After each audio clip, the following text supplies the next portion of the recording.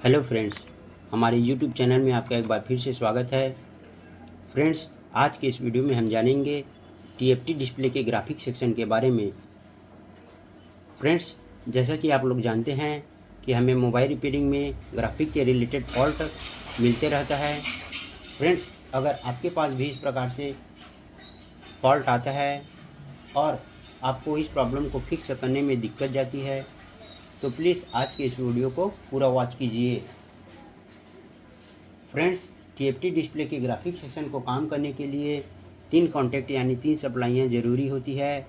पहला है LCM RST का लाइन यानी कि रीसेट का लाइन, जो कि एक इनेबल का लाइन होता है जो सीपीयू से हमारे डिस्प्ले कनेक्टर में इनेबल यानी 1.8 के रूप में आता है। उसके बाद है एलसीएम वीएसपी और एलसीएम वीएसएन। फ्रेंड्स, वीएसपी को एवीडीडी और वीएसएन को एवीईई के नाम से भी जाना जाता है। फ्रेंड्स, सबसे पहले हमें कूल टेस्ट यानी जीआर चेक करके देखना होगा।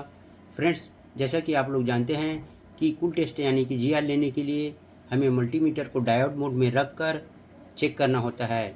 सबसे पहले हम रीसेट के लाइन यानी कि इनेबल के लाइन में चेक करेंगे तो हमें यहाँ पर 300 से 600 के अंदर जीआर देखने को मिलेगा। उसके बाद है एलसीएम वीएसएन यानी कि एवीईई, इस लाइन पर भी हमें 300 से 600 के जीआर मिलेगा। फ्रेंड्स, जब हम वीएसएन लाइन पर चेक करेंगे तो इसे फॉरवर्ड बायस में चेक करना होता है, क्योंकि यह लाइन एक निगेटिव का लाइन होता है, इसलिए हमें इसे फॉरवर्ड बायस में चेक करना होगा।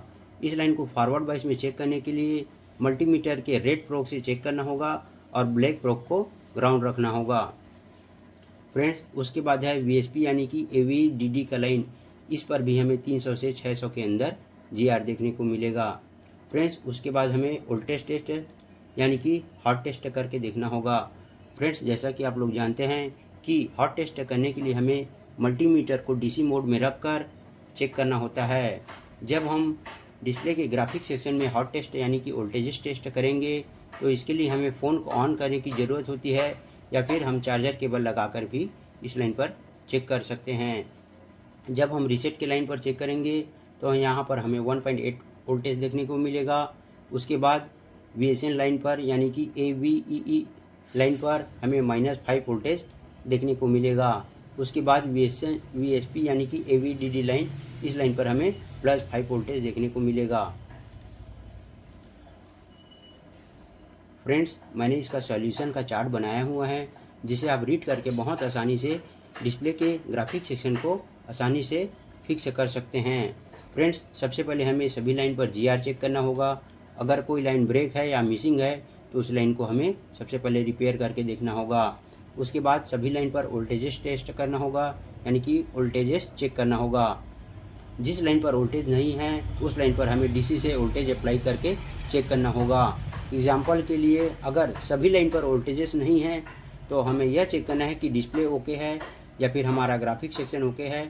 सबसे पहले हमें डिस्प्ले ओके है या नहीं, इसको चेक करने के लिए हमें इस लाइन के वीएसपी यानी कि +5 वोल्टेज लाइन पर हमें भी बस से जंपर करना होगा।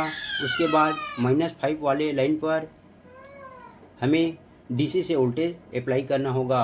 उसके बाद 1.8 वोल्टेज वाले लाइन पर यानी कि रीसेट लाइन पर हमें डिस्प्ले के लाइट सेक्शन से पीडब्ल्यूएम लाइन से इस लाइन पर हमें जंपर करके देखना होगा।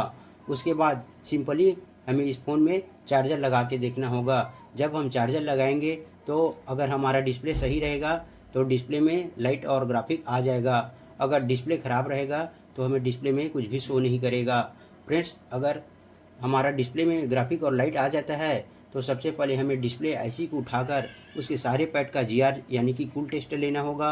अगर सारे पैड पर जीआर और कूल टेस्ट ओके है तो सबसे पहले हमें ग्राफिक आईसी को चेंज करके देखना होगा। फ्रेंड्स, यह छोटा सा जानकारी आपको कैसा लगा प्लीज़ कमेंट करके ज़रूर बताएं।